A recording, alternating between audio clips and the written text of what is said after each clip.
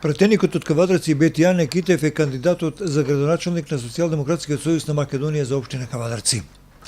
СДСМ за Кавадарци конечно предлага млад, честен и способен градоначалник, посветен да се зафати со потребните реформи и подобрување на животот на сите граѓани на град Кавадарци и општината. Китев е роден на 23 јуни 1985 година, основно и средно образование завршил во Кавадарци, дипломирал на правниот факултет Јустинијан I во Скопје, магистрирал на истиот факултет на насока политички науки. Од 2009 до 2013 година бил советник во Советот на град Кавадарци, а од 2014 година е пратеник во Собранието на Република Македонија. Почитувани, добар ден, добро вечер. Еве не со нова емисија во која ги представуваме кандидатите за градоначалници на општина Кавадарци на престојните локални избори на 15 октомври. Најавивме на нашите профили на порталот дека ќе ги емитуваме и веќе ги емитуваме емисиите на тема разговори, интервјуа отворени со сите наши кандидати, а ги имаме четворица. Вечера имам чест да разговарам со Бетијан Китев, човекот кој е млад и веќе на неколку пати сака да ја добие вашата доверба, сега е во парламентот, меѓутоа во Кавадарци сега се кандидира за градоначалник. Неговиот рейтинг според анкетите што се правени се големи и затоа Социјалдемократскиот сојуз на Македонија го кандидира за градоначалник на општина Кавадарци. Бетијан, добар ден, добро вечер. Добар ден. Ке оде во различни термини ова емисија да ги... Ви благодарам на поканата, со задоволство еве за вашиот медиум да одговориме на сите прашања што се актуелни во моментот. Првото прашање е нормално да се постави, сметам дека треба да го чуем. Одговорот, кој беше мотивот да се кандидирате за во политиката генерално имате планирани и непланирани чекори. Јас настапувам секогаш од аспект на тоа што е интерес и што е потреба на граѓанинот во моментот. Политичката одлука на Социјалдемократскиот сојуз на Македонија да настапиме на овие локални избори како јас како кандидат и докторката Виолета Димитрова како носител на советничката листа е донесена уште пред неколку месеца. Идејата на крајот се реализираше во пракса и заради тоа што во она мала увертира во веќе што кажавте, се кореспондираше поддршката на терен, значи теренската, телефонската анкета, неколку кои што беа правени, укажаа на тоа дека на Социјалдемократскиот сојуз, коалицијата на СДСМ, заедно со сите граѓани, најмногу шанси даваат доколку вака настапиме на локалните избори. Со овие кадровски решенија со кои што се сега. И тоа е едниот аспект од, би рекол, одлуката, зашто влеговме во битка за градоначалничкото место и за мнозинството во Советот.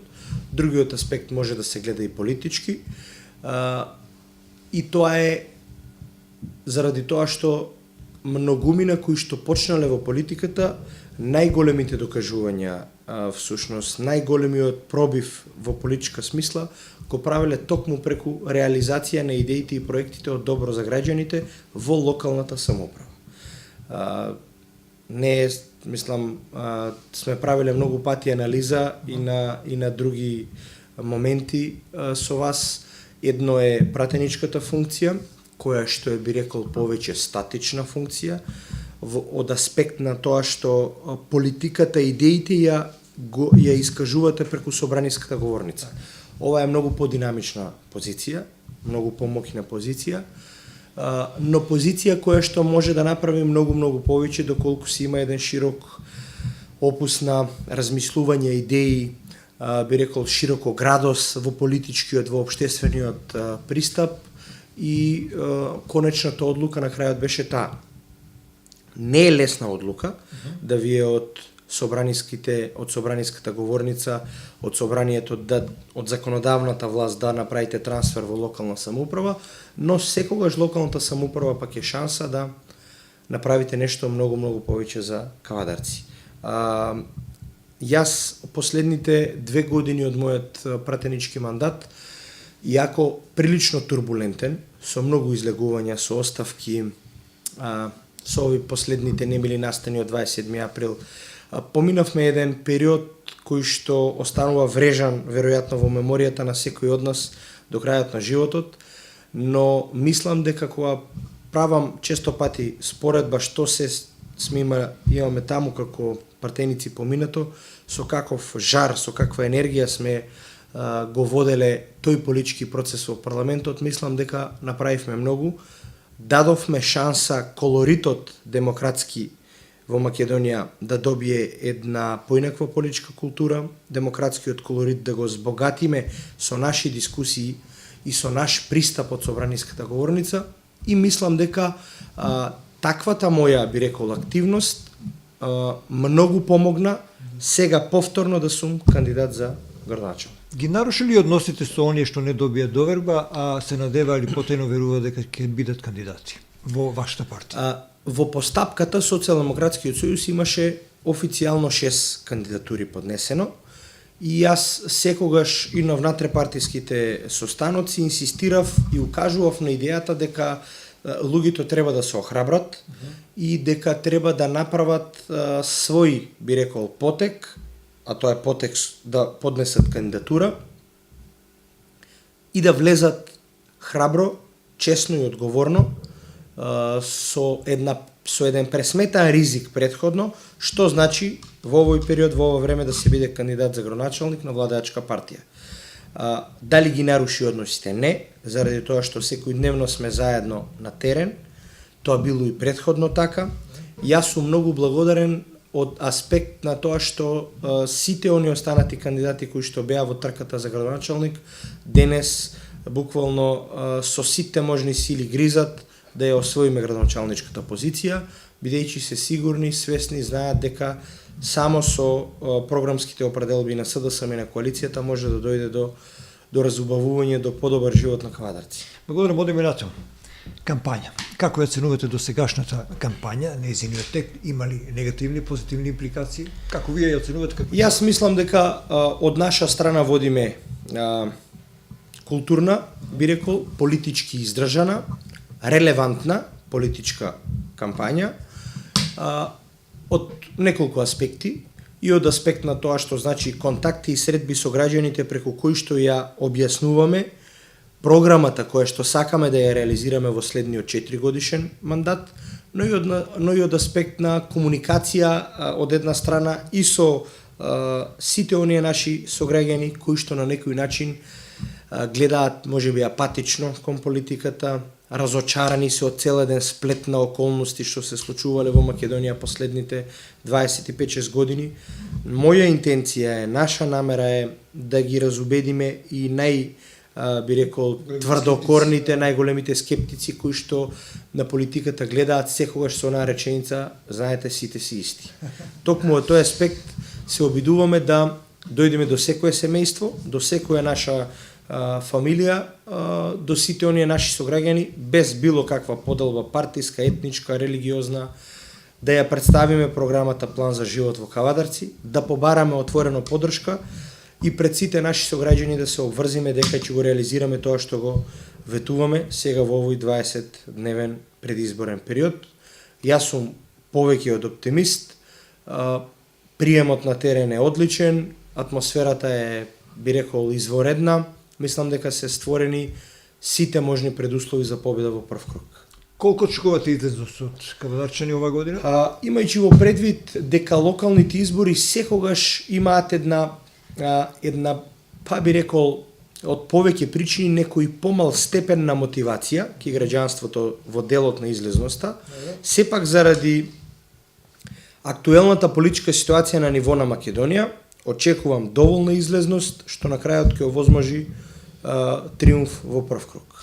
Почитувани, вие сте со rck.mk, емисија во која разговараме со Бетјане Китев, кандидат на Социјалдемократскиот сојуз за престојните локални избори. Одиме понатаму со серија прашања во кои нашиот кандидат ќе го прашаме како планира да ја води општината, ако биде избран на 15 октомври, кои се тие приоритетни елементи или проекти кои сакате да ги реализирате?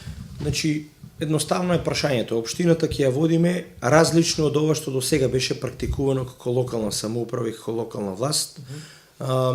Убеден сум дека општина Кавадарци заслужува да биде водена на еден транспарентен начин, отчетно, одговорно и секогаш во континуиран контакт со граѓаните. Што тоа значи? Тоа значи дека граѓаните во текот на една работна недела секогаш ќе имат еден термин во неделата кој што ќе биде термин за народот.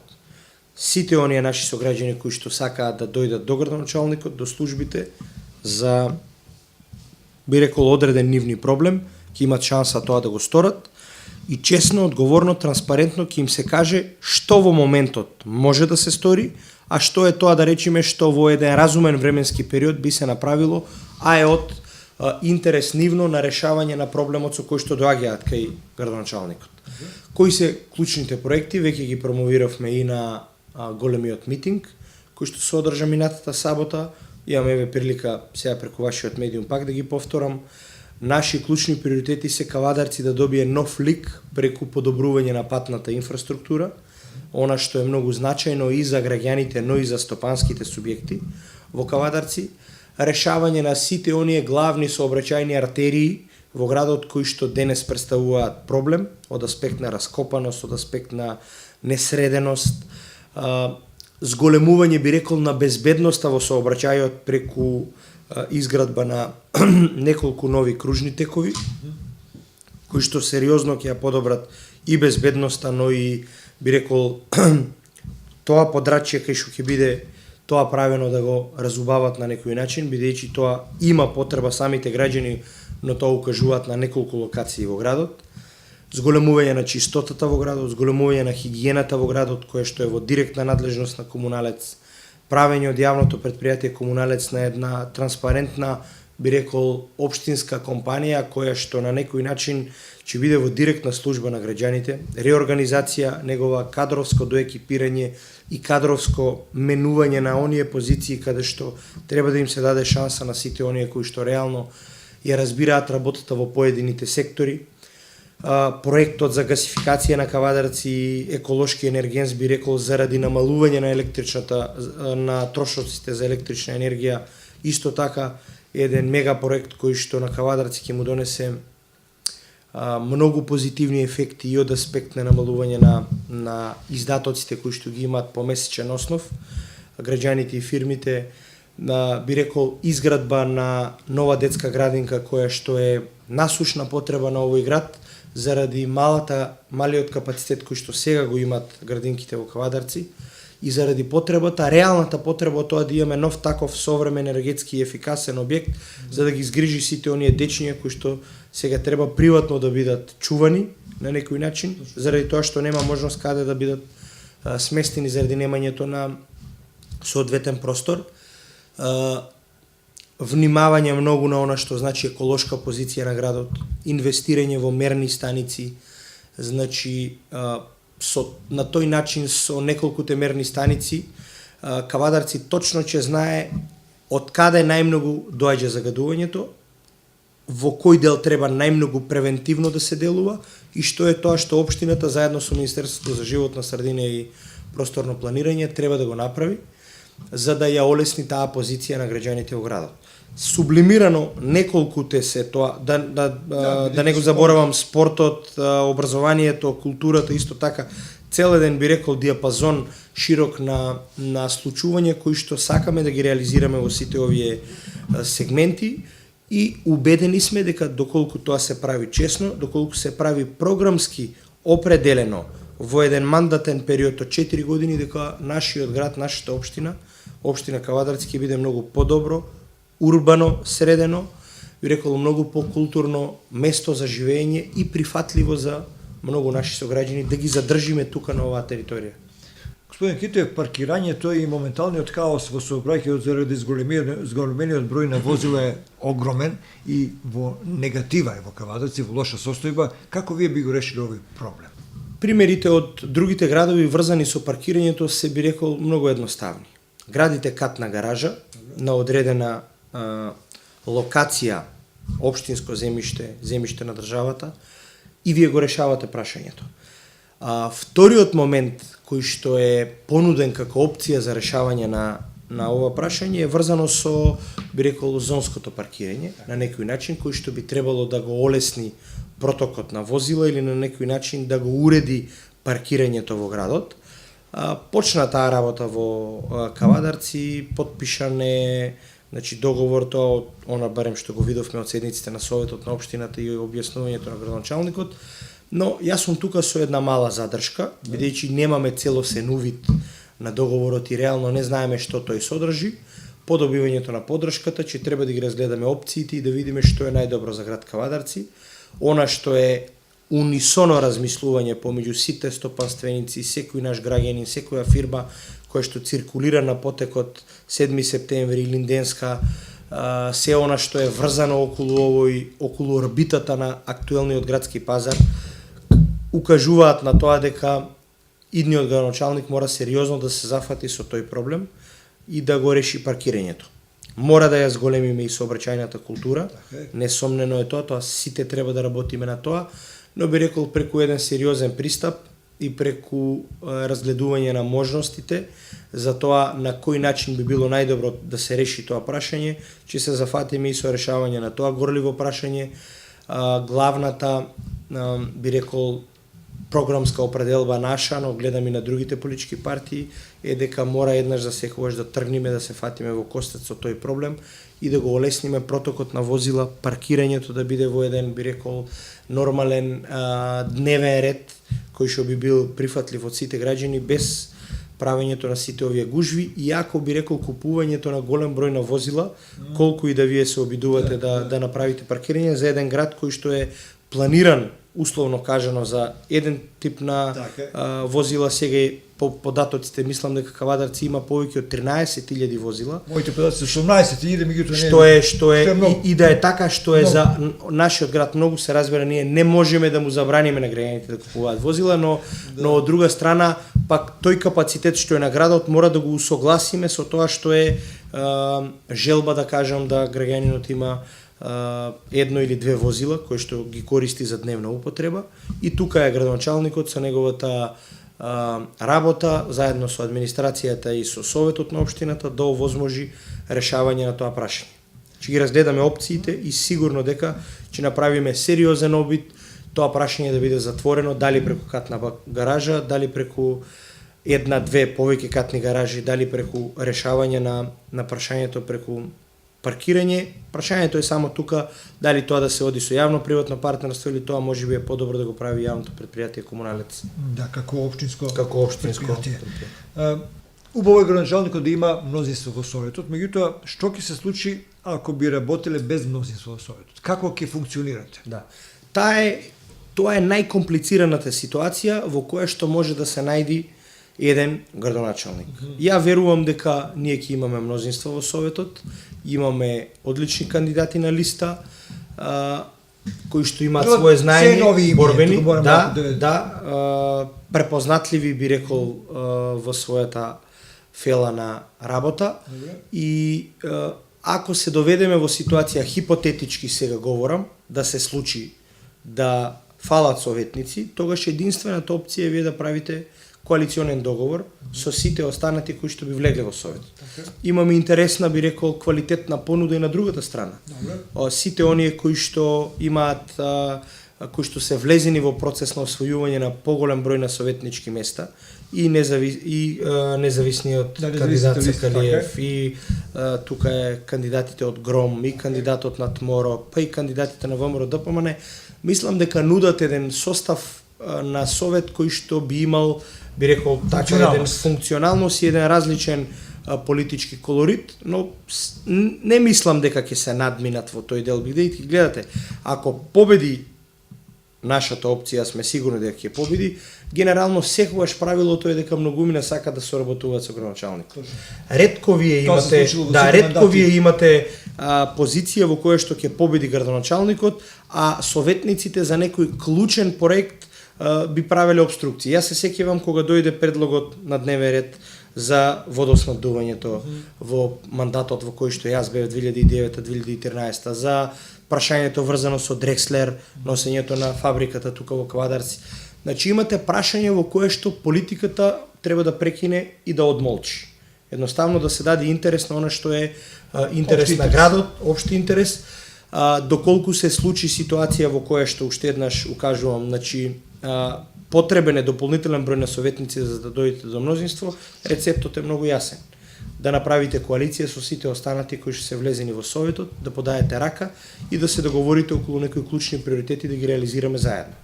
Може ли градоначалникот да функционира без помош на општината на владата и како тоа би го правили? Тоа е вториот дел од прашањето кое што е врзано со ова претходно што ме прашавте.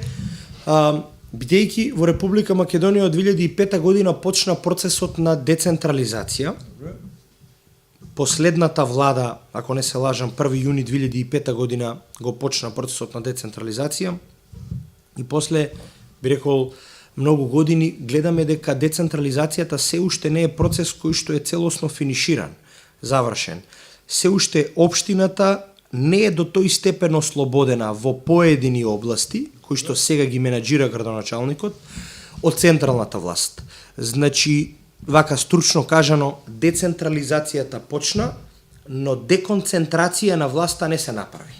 Што значи идејата, би рекол, на политичките партии, тоа е она што вака го се дискутира и по правните факултети во Македонија, но и на најразлични дебати. Политичките партии, пред се поголемите, но и сите останати што учествуваат во законодавниот процес, мора да се борат да продолжат со тоа да ја ослободат локалната самоуправа и општината, би рекол, и да имаат поголема автономија.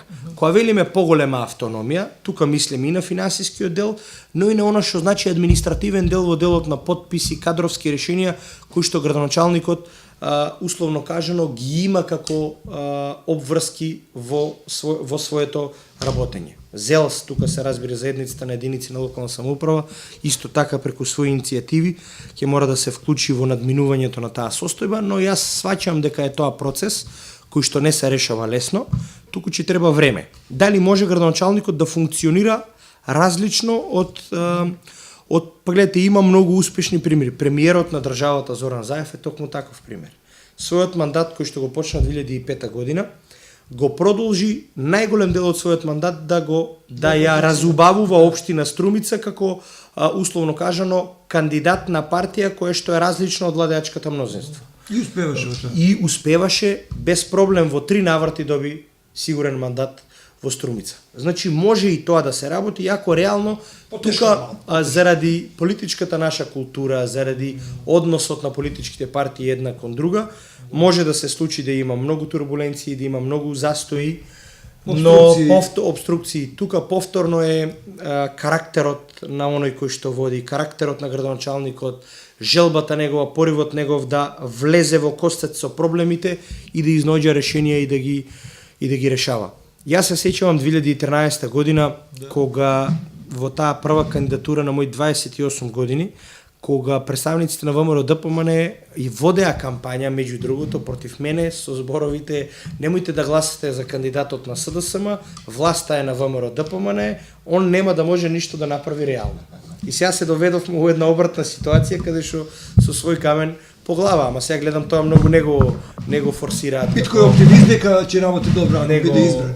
Форсираат како идеја и тоа Дали ви е предност вие ако бидете избран со помош на влада? Сигурно е. Да добивате повеќе пари за кавалација, таа гледна точка. Затоа и почнав со еден теоретски дел прво пред да одговорам практично. Тој теоретски дел на кратко сублимиран значи секогаш имате повеќе шанси да сторите нешто за градот повеќе ако централната државна управа или министерствата ги водат луѓе кои што политички кореспондираат со вас. Тоа е до сега барем со овој не до крај децентрализиран процес на локална самоуправа докажано и покажано и јас сум сигурен дека тоа така е и ќе биде. Не дека за клучните интереси, доколку би било ВМРО, за клучните интереси, говорам за градот, би имале разлики, но сепак заради политичките, да кажам, различни погледи во некои делови, можно е да се јават најодредени турбуленции. Во одговорот на ова прашање малку рековте министерствата, лобирање, наши луѓе. Немаме наши луѓе во последно време, последните 20 години во Скопје, господин Китев. Тоа за жал го констатира и од ВМРО ДПМН. Што е тоа што нас малку не има горе во власт? Мака едно Се согласувам. ваше размислување. Едно од клучните прашања за кои што кавадарци би рекол политички многу губи последните неколку години. ВМРО ДПМН во 11 години власт не формираше ниту еден единствен кадар кој што денес ќе биде препознатлив надвор од овие клучни две позиции градоначалник и пратеник, кои што ги има и до сега, но збориме за кадри кои што во јавноста ќе станат препознатливи по своето политичко делување. СДСМ сега тоа почнува да го прави. Имаме прв пат после, би рекол, долги години практицирање на локална или на централна власт, имаме прв човек на јавното предпријатие Македонски шуми, што е во таа хиерархија, значи председателот на општинската организација Зоран Ѓорѓиев, во таа хиерархија, би рекол, на власта, тоа е моćна позиција. Ние сме благодарни за тоа, но тука нема да застанеме сигурно. Посебно кај помладите кадри сакаме да ствараме кадровски потенцијал кој што утре ќе биде во заштита на кавадарци и ќе биде во насока на тоа да ги штити интересите на кавдарчани, но и да не представува како наш кавадаречки, би рекол, потенцијал кој што би работел за доброто на Македонија. Интерес на секој е да што е можно повеќе да има кадровски решенија кои што би биле на одредени позиции во Скопје и политичките партии мора да се насочат на тоа. ВМРО за жал тоа не го искористи. 11 години имаа шанса на многу позиции да дадат своји кадри. Проценката е моја дека они повеќе се задоволуваа, би рекол, со некои поситни позиции на локално и на централно ниво. Или пак и тоа што викате, раководството на ВМРО проценило дека е тоа доволно што го дава за кавадарци и тука прекинува се. Кај нас е малку различна во тој дел стратегијата. Јас веќе би рекол од мојата 18-та година без прекин сум во не во политика. Не во политика, но во, би рекол, во практицирање на одредена општествена одговорност и се носам со тие предизвици. Но јас сам за себе, но јас сам за себе не сум доволен. И мене ми е идејата да има колку што е можно поголем број на нови кадровски решенија, млади луѓе, честни, одговорни пред својот народ, пред кавадарци, пред се, кои што ќе му дадат со своето знаење, енергија, со својот позитивен дух, да му дадат многу повеќе шанси на овој град. Тоа е, мислам, стремеш и на другите политички партии.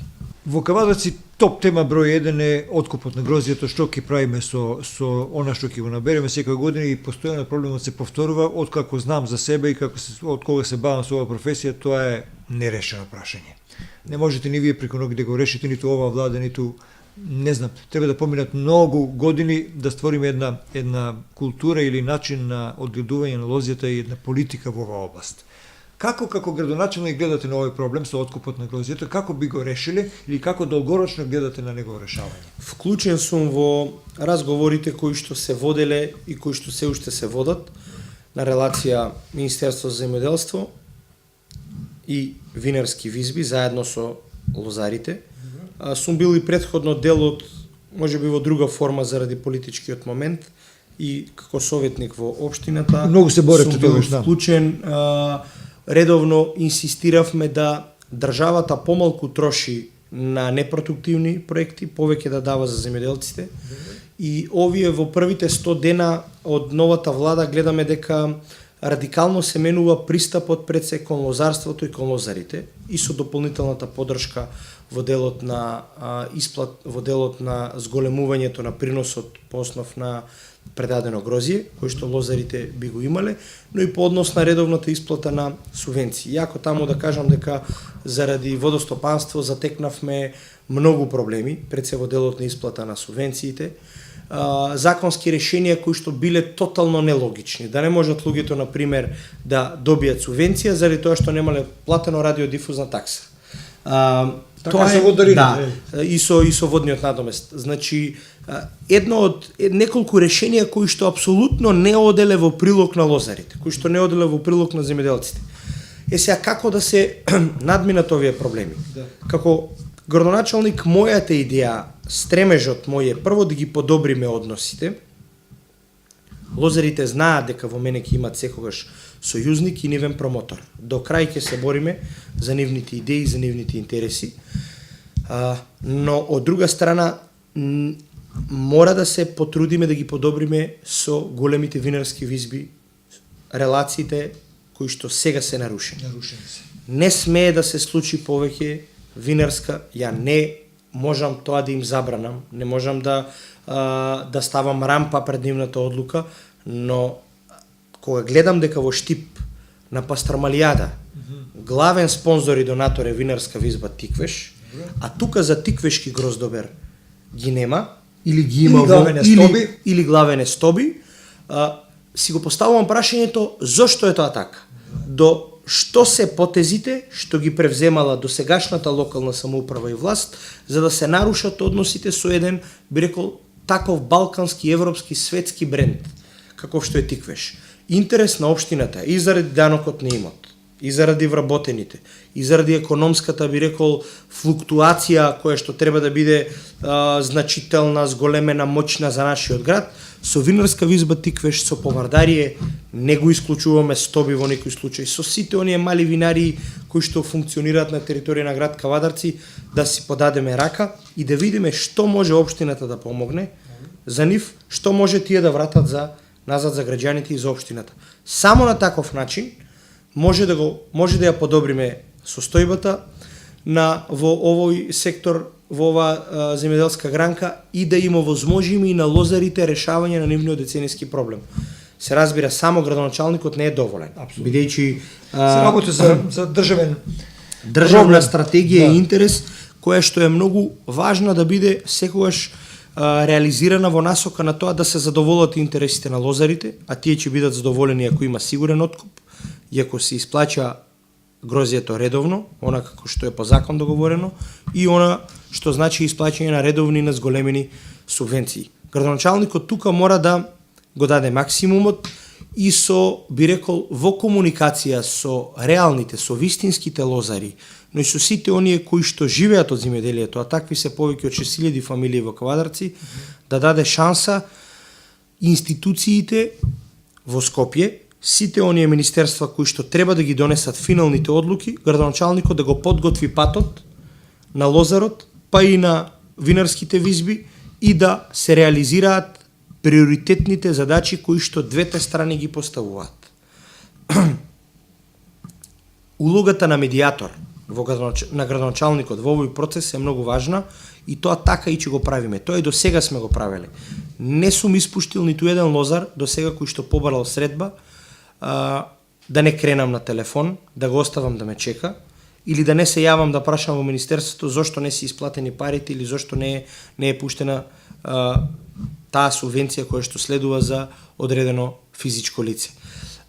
Знам дека е тоа напор голем од моја страна кон нив и знам дека можеби заради промената на власта, трансферот на власта, не секогаш сме можеби експедитивни во тоа и знам на крајот дека можеби тоа и не е доволно. Колку и да се тоа поединечни случаи за кои што сам ќе се вложам и да реализирам одреден, би рекол, одредена позиција од аспект на авторитет, пратеник или на некоја друга позиција, за да решам поединечен проблем, можеби ќе решам само парцијално. Генералниот проблем мора да знае државата да го решава целосно и тоа да биде решавано, би рекол, во координација со лозарите и со винарските визби. Ако се подобри односот, ако се намали овој пристап кој што до сега функционирал во претходни 11 години, неплански правено, откуп на грозје само пред избори да се каже дека еве го откупи таа и таа винарска визба грозјето без да се мисли што ќе се прави утре со проблемите па што ги има винарската визба. Сега се неисплатени количините. Сега се неисплатени количините и тоа има своја генеза. Да. Тоа не е стварано сега. Значи, не можете вие под притисок да направите една винарска визба да го откупи целото грозје, да и ветите нешто што е нереално како извршна власт, а тоа го направиле претходните раководители во Министерството за земјоделие и затоа се имаме процеси на поднесување на кривични пријави, едни против други. И сега вие да очекувате од новата гарнитура за 2 или за 3 месеци замотаното клопче наеднаш да го размота. Не е возможно тоа заради тоа што имате законски процедури.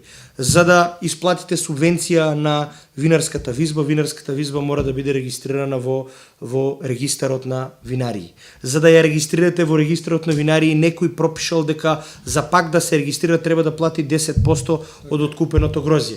Тоа се огромни количини. Сте му ветиле дека треба да има царински улеснувања. Не сте направиле царински улеснувања, го платиле целиот износ. Значи, ги разбирам и винариите кога ќе ни речат дека државата нас не срдиса. Сега, добри политичари, добри менаџери во овој однос се кога ќе успеат да го изменаџираат целиот процес на релација винарии, лозари и она што е државен интерес. Државен интерес е сигурен откуп, редовна исплата на лозарите по сите можни основи. Ако тоа го направите, имате и економска, би рекол, засилена активност, бидејќи тие пари пак назад се враќаат во би рекол, процесот на економско живење. Затоа ова прашање многу важно. Затоа ви прашав и ви оставих малку повеќе да зборувате. Можам ли да ви прашам нешто за Фени? Како не? Фени е топ тема број 2 во Кавадарци. Се слуша многу дека ќе се затвори овој комбинат, веќе мирува одредено време. Многу вработени со скептицизам гледаат на нивната иднина. Може ли нешто од прва рака да чуеме, ќе работи ли Фени? Јас можам да ги повторам само зборовите кои што премиерот ги кажа на митингот во Кавадарци минатата сабота, каде што непоколебливо, јасно, прецизно, гласно кажа дека правиме се и веќе има на повидок позитивен ветар кој што на крајот ќе, би рекол, овозможи продолжување на она што е интерес на сите, а тоа е продолжување на работата на Фени преку исплата на доверителите кои што Фени им должи и побаруваат пари во овој момент. Дали тоа е клучното прашање? Тоа е клучното прашање.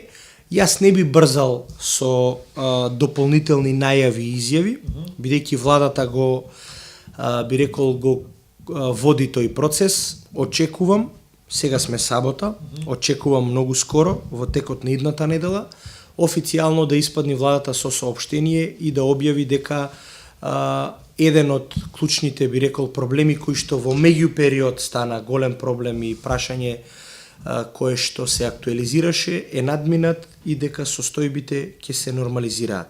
Среќа во цела оваа ситуација е што и цената на никелот на светските берзи е добра и тоа дава добра основа и надеж дека оние правни субјекти кои што ќе продолжат во менаџирањето и во водењето на Фени ќе имаат нова стартна основа, да има редовна плата, да се зголеми производството и гигантот да си остане гигант и од економски локален и би рекол и од економски државен аспект. Само да водиме сметка, помалку да не загатува.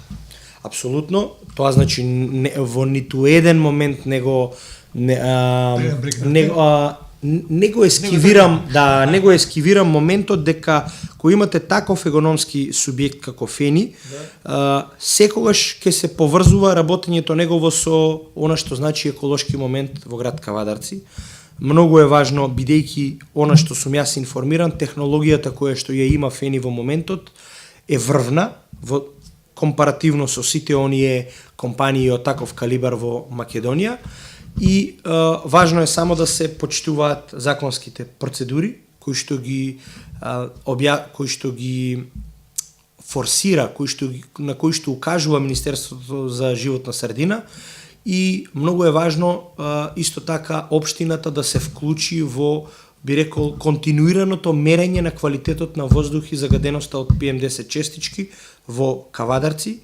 Тоа го имаме и како изборно ветување и мислам дека во координација со менаџментот на Фени, во координација со Министерството за животна средина, ќе сториме се да го подобриме квалитетот на воздух и да ги искористиме искуствата и на побратимените општини, кои што имаат слични проблеми, побратимените општини со Кавадарци, но и на другите, би рекол, општини во Република Македонија во надминување на овој горлив проблем.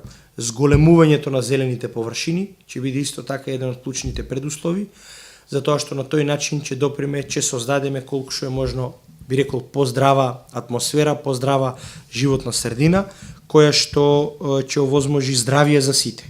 Со здравието нема компромис, со екологијата не смее да има компромис, каков и да е економскиот интерес. Убаво кажано. Одиме со неколку прашања, кратки и јасни одговори ако можете да ми дадете. Што ќе направите со објектот Ла Луна? Многу се експонира и од противничкиот табор и од вас. Да. Јас кратко и јасно паметам периодот додека бев активен во спортот и во фудбалот. Тоа беше еден, би рекол, велелепен објект кој што на фудбалскиот клуб Тиквеш му даваше, би рекол, посебен сјај. Штета што е тоа сега руиниран простор.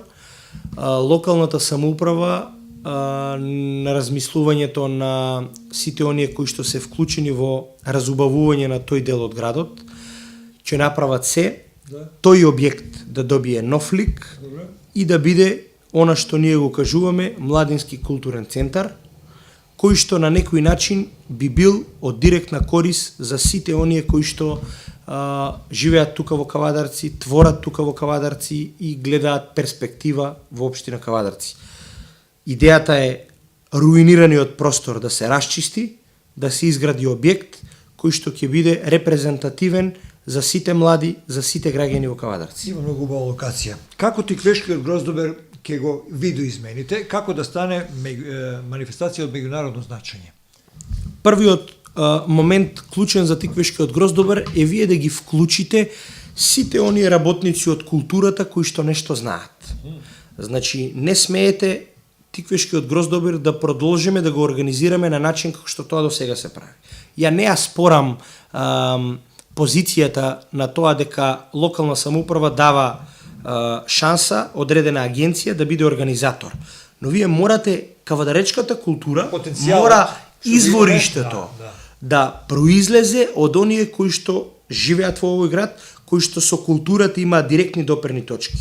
Ќе формирате формални или неформални тела, заедно со локалната администрација, како што тоа се правело и претходно, и ќе дадете шанса тие формални или неформални тела да бидат водени од луѓе кои што целиот свој живот се во културата.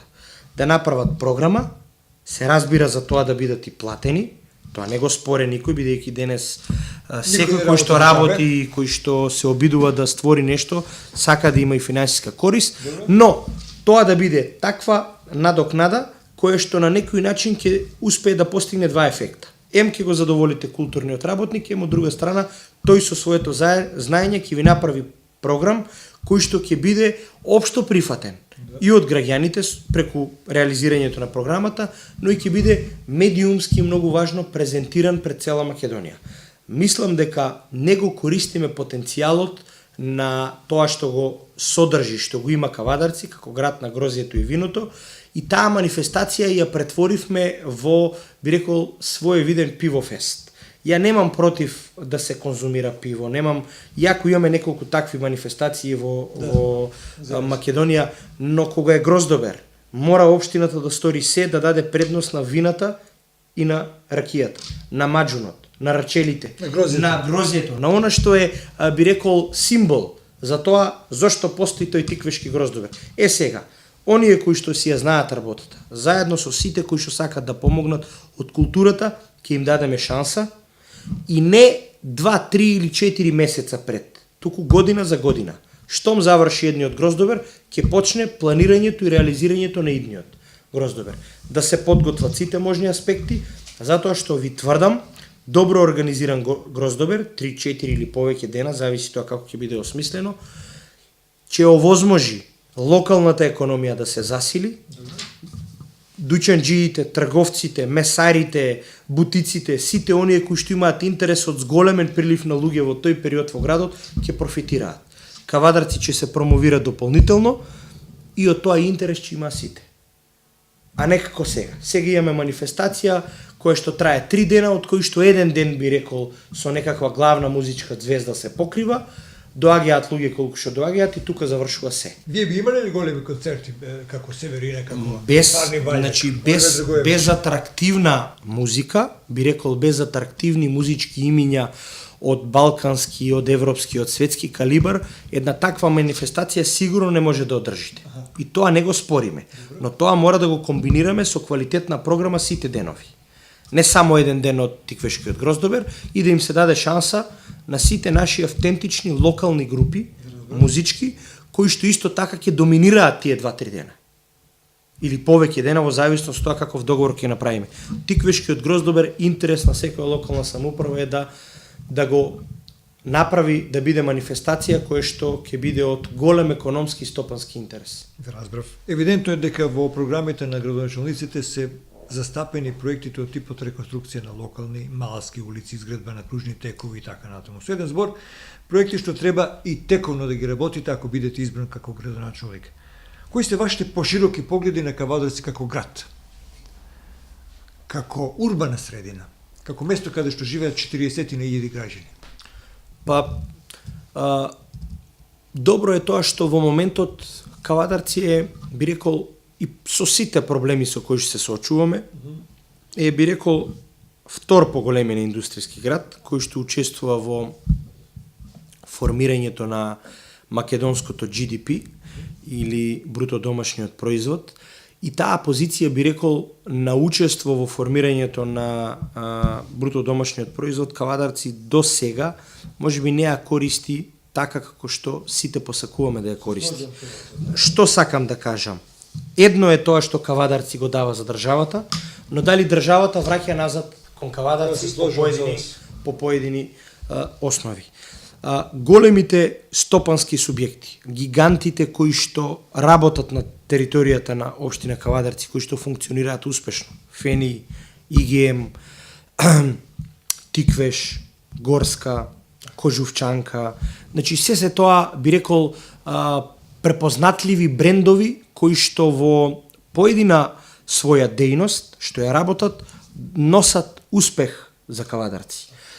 Градоначалникот во комуникација со Стопанската комора, со регионалната Стопанска комора, мора да ги изнајде сите можни форми.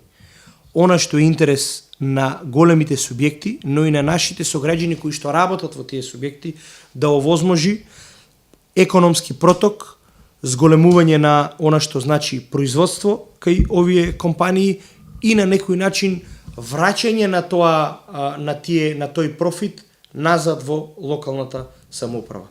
Преку плаќање на комунали, преку плаќање на данок на имот, преку плаќање на фирмарина, да се разгледат позициите на сите тие ставки.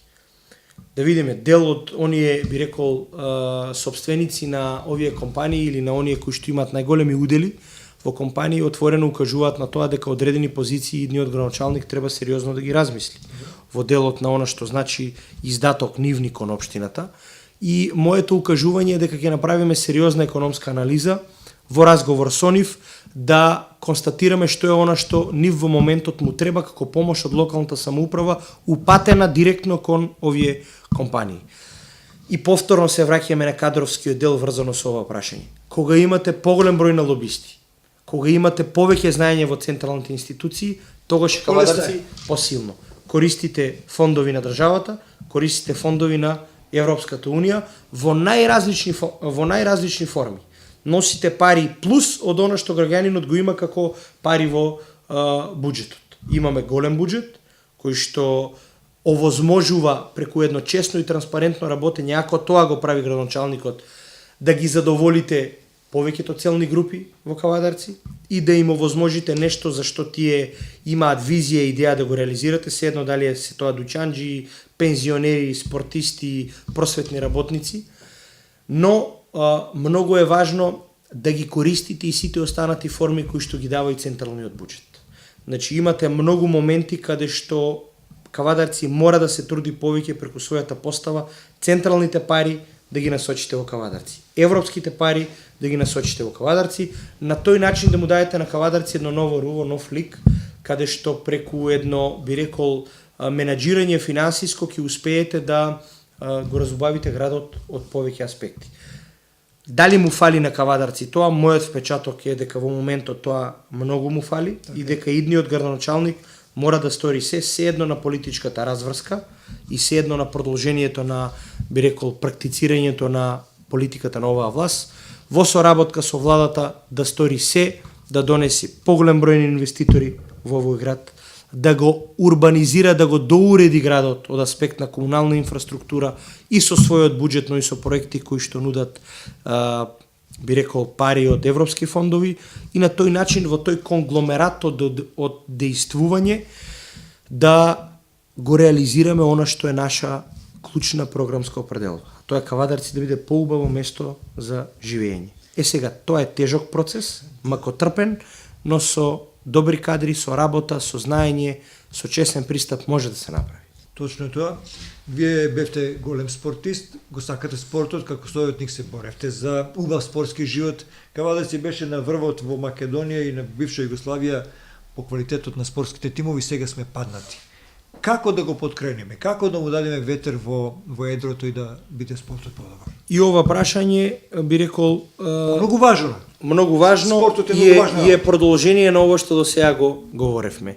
Една од клучните определби моја, како утре иден градоначалник, ќе биде да го вратиме животот во спортските колективи. Да му дадеме шанса и на колективниот, но и на индивидуалниот спорт. Како тоа би го правил градоначалникот? Многу едноставно. Ке скрати од сите оние непродуктивни ставки, кои што во општината се во моментот присутни, и преку новиот буџет, прво што ќе направи, ќе го зголеми буџетот за спорт.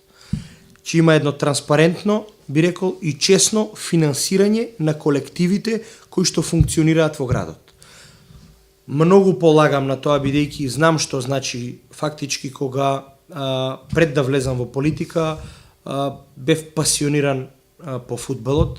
Знам што значи кога еден добро организиран клуб има добра позиција од стартна основа. Значи кога од корен вие ќе создадете една квалитетна, силна младинска школа која што ќе дава таленти за тие потоа да продолжат во кадети, во младинци и во прв тим. Младинските школи мора да ги реактивираме. Секој спорт во градот мора да располага со квалитетна младинска школа. И тука ја гледам улогата на градоначалникот. Да изфинансира во делот на сите оние колективи кои што сега имаат одредена спортска активност и да им даде шанса преку помагањето, тоа што тие го сметаат за помош во овој момент, ќе го дефинираме заедно и да тргне таа реализација на програма. Кога вие имате младинска школа во ракомет, во фудбал, во одбојка, во кошарка, во кој било друг спорт сакате, вие прво правите огромен бенефит за сите млади лица во Кавадарци. Им давате шанса прво да се занимаваат со спорт, ги тргате од пороците кои што се присутни во моментот, но и создавате, би рекол, спортски потенцијал утре клубот да живее од тоа што од мали нозе препознал некој спортски талент. Сите, затоа и тоа постојано го кажувам, сите талентирани деца мора да добијат шанса од мали нозе. Тоа ќе го добијат ако имат квалитетни младински школи. Тие квалитетни младински школи ќе ги правиме или во постоечките би рекол спортски колективи, или ќе ангажираме сите оние кои што се без работа, ќе им даде општината директна помош, шанса да направат своја младинска школа, да формираат свој клуб, свој тим, општината да ги поддржи, да имат, би рекол, да не претерам безпрекорни, да не речам услови, но да имат добри услови за работа и на тој начин да бидат обезбедени од она што значи мотив и желба за работа. Тие само своето знаење како професори по одредена дисциплина, кои што не успеале во овој период да се вработат, како наставници во гимназија, во основно, во средна школа, да го дадат својот максимум како тренери во поедина активност. Тоа општината да го плате, да го финансира, а за возврат они да му дадат шанса на Кавадарци да создадат нов талент. Интересна формула. И тука сме ја завршиле работата. Сега како тоа ќе го постигнеме? Со зголемен буџет и ќе го постигнеме со честно и со транспарентно работење на општината, вложување во оние сегменти кои што ќе вратат многу на општината. Многу време ни помина, многу брзо ни помина времето. Имам уште многу прашања, меѓутоа овде ќе морам да прекинам. Би сакале ли да го одговорите на дел од неколку прашања што ги постави вашиот против кандидат од ВМРО ДПМН? Сигурно таква шанса не испуштам. На парламентарните избори ветивте дека ќе ги застапувате граѓаните и интересите на земјоделците лозари. Сега после 8 месеци ве прашува Јанчев, се откажувате од тоа и им ветувате дека ќе бидете добар градоначалник. Така е. Прашањето е кој што против кандидатот го поставува повеќе оди во насока на тоа зошто излегувам од законодавната Така, власт нешто кратко. и влегувам во трка за градоначалник. Гледате, тоа е политичка одлука. Исто како што е политичка одлука на ВМРО ДПМН да земе бизнисмен за кандидат за градоначалник. И сега можам исто прашање да го поставам. Зарем у ВМРО ДПМН нема друг, па мора со бизнисмен да одат. Зошто не ја води фирмата? И понатаму. Туку сака да се занимава со локална самоуправа. Немате тука јасно правило во политиката до каде може да одат политичките партии во избор на кадровските решенија. Значи, или давате шанса на препознатлив кога се локални избори човек од локалната заедница, или одите со кандидатури кои што на некој начин ќе успеете да врзете поголем број на луѓе. СДСМ, тоа што го кажав и на почетокот и на интервјуто, беше убеден дека со мое кандидирање има најмногу шанси да го освои градоначалничкиот трон. И тоа е, би рекол, најелоквентниот, најкраткиот одговор. Нема тука никаква преформулација или би рекол нема тука никакво занемарување на она што сме го ветиле на 11 декември. Тоа е определба сега и од позиција моја утре како избран градоначалник. Така да тука нема потреба од секирација. Како можете да ја водите општината без објавување на конкретен буџет, без конкретен план и програма? Значи, ние имаме многу конкретна програма која што ја презентираме на секој собир, во секоја средба со нашите сограѓани и тука не ја гледам логиката на прашањето. Многу е лошо ако јас како кандидат за градоначалник, ако на тоа алудира кандидатот од ВМРО ДПМН, дека јас сега да бидам во позиција ставен да до точна бројка кажам што во кој сектор како ќе потрошиме, што ќе обезбедиме. Додека вие не влезете во локалната самоуправа и додека вие не го видите постојниот буџет, ставките кои што сега ги распределува локалната самоуправа по разни основи, вие не можете за секое прашање да дадете амблок сигурни и точни одговори. Вие можете да најавите проект и да се обидите преку сите можни форми во општината да го реализирате тој проект. Но мислам дека би било лага за секој граѓанин ако сега кажам една бројка за реализација пример на проектот во спорт. Вие за да го реализирате тоа ви треба од една друга ставка во буџетот да извлечете пари и да ги пренамените за ова. Сега, која е таа ставка? Колку таа ставка кошта? Тоа кога ќе седнете со службите, кога ќе дефинирате. Така се прави тоа. Ја знам дека е со помало политичко искуство и затоа вака ми поставува вакви прашања. Зошто ги изманипулиравте земјоделците, вели Јанчев, со субвенциите лани? 2016 били откупени 180 милиони килограми грозје, годинава 55. Објавивте дека ќе дадете субвенции за оние кои ќе произведат повеќе грозје од лани. Очигледно е дека поради слабите приноси, поради измрзнувањето, тоа не е можно. Како го коментирате ова? Единствената манипулација која што е правена со земјоделците последните 11 години е правена од човекот кој што сега него го кандидира. Значи Никола Груевски инсистираше парите да одат на споменици, на шпански скали, не знам, на најразлични шмизли во Скопје, милиони евра. Скопје 2014 е се уште проект во кој што вие не можете точно да дефинирате колку се пари се потрошени.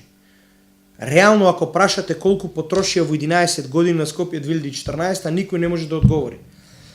Еден мал дел од тие пари да вложеа во лозарите. Еден мал дел да испаднеа во помош на винарските визби, на директно на лозарите, на она што значи земјоделие, немаше да има вакви проблеми.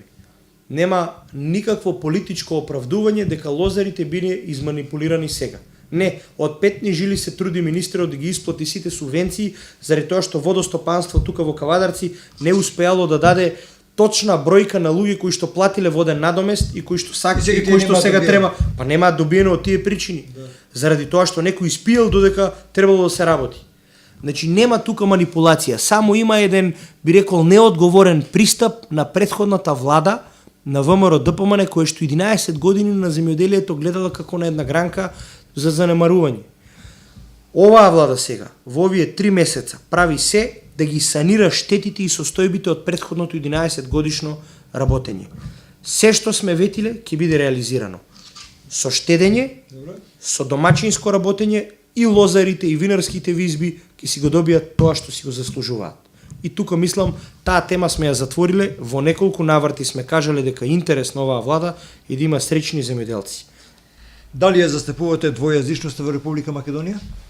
Тоа е една од, би рекол, големите манипулации, кои што сега во неможност од тоа ВМРО ДПМН за на кој начин да го направат политичкиот напад врз мене.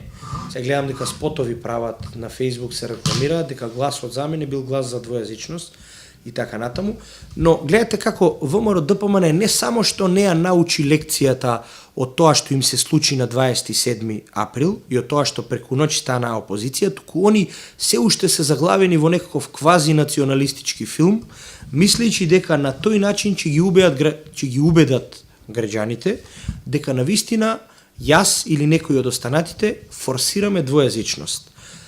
Спремни ли се тие реално прво да разберат дека во собранието почната е постапка за закон за јазици. Наративот политички од закон за јазици до двојазичност е огромен. Едното со другото е неспојиво. Двојазичност во Кавадарци нема, заради тоа што е многу логична ситуацијата. Немате етнички албанци. Мнозинството сме македонци. Нема институција која што на тој начин би сакала во пракса да спроведи двојазичност. Не сум гласал за двојазичност и ги повикувам да не лажат. Али за да не лажат, многу подобро е да се охрабрат, не да ми поставуваат вака прашања, да дојдат на телевизиска дебата. Да ми кажат се во лице, за да можам јас да им одговорам. Благодарам. А што вие би го прашале господинот Јанчев ако имате можност, ајде вие давам таму. Јас благодарам за можноста. Мене ми е жал што кандидатот на Никола Груевски на ВМРО ДПМН од, би рекол, добар бизнисмен, сака сега да се проба во улогата на градоначалник. Моето политичко гледање на нештата, размислување, оди во насока на тоа дека ако сакал да биде кандидат за градоначалник, он тоа можел да го направи преку независна кандидатура. Бидејќи до сега таа беше идејата која што ни ја кажуваше дека он не поддржува партија, дека помага на сите, дека е отворен за сите. Сега фати политичка страна. И тоа го направи во лош политички момент и го направи во период кога раководството на ВМРО ДПМН е веќе во заминување. Тоа сите го знаат. Он сега дава поддршка на политичко раководство кое што демисионираше во политиката. Има ли таков во Македонија кој што мисли дека Никола Груевски може да се врати да биде премиер? Ни практично, ни политички тоа не е возможно. Си ја упропасти неговата улога, која што ја имаше на бизнисмен, и се вклучи да даде шанса на политичка партија која што е во опозиција. Тоа не е грешка што е во опозиција. Грешка е тоа што дава шанса на раководство кое што иницираше инциденти во собранието на Република Македонија, би рекол со несогледливи последици. Моето прашање кон него би било на кој начин он смета дека може да се одвои од ВМРО ДПМН, знаејќи, слушајќи го тоа и од бомбите, како функционирало ВМРО ДПМН 11 години. Зарем он мисли дека ќе има политичка независност, како што тоа сега сака да го представи, па гледам и на митинзите, укажува дека он се кандидирал, бил добар претходниот градоначалник, ама тоа се што правил до сегашниот градоначалник, он ќе сменал. Значи тоа го кажа и на последниот митинг. Нивни, ја во тоа не навлегувам, мене ми е сосема јасно дека е таму прилично комплицирана ситуацијата. За мене е поразително тоа што човек од бизнисот се вклучи во политичка трка во еден многу лош, незгоден момент за ВМРО ДПМН. Прашање број 2. Прашањето број 2. Пократки ако сакате. Да, моето второ прашање кон него би било зошто не прифаќа телевизиско соочување. Добро, број 3. И број 3 би било дали со губењето на изборите ќе се дистанцира од ВМРО ДПМН. Добро. Мислам дека е сосем доволно. Таман ли беше емисијата, интервјуто? Ви Кажавте ли се? Ви благодарам многу на можноста, ги користам сите можни моменти да дојдам до секој наш сограѓанин, дали лично, дали преку медиум, и можам да ви кажам дека оваа соработка што сме ја имали и претходно во други форми, ќе ја продолжиме и по мојот избор на 15 октомври. Благодарам за гостувањето, почитувани беше тоа Бетјане Китев, кандидат на Социјалдемократскиот сојуз за градоначалник за престојните локални избори на 15 октомври. Ви благодарам. Ви благодарам и јас Успех вас. се неубаво. Сакувам се најдобро. Вам ви благодарам што не следевте на rtk.mk и ви посакувам пријатна вечер или попладне.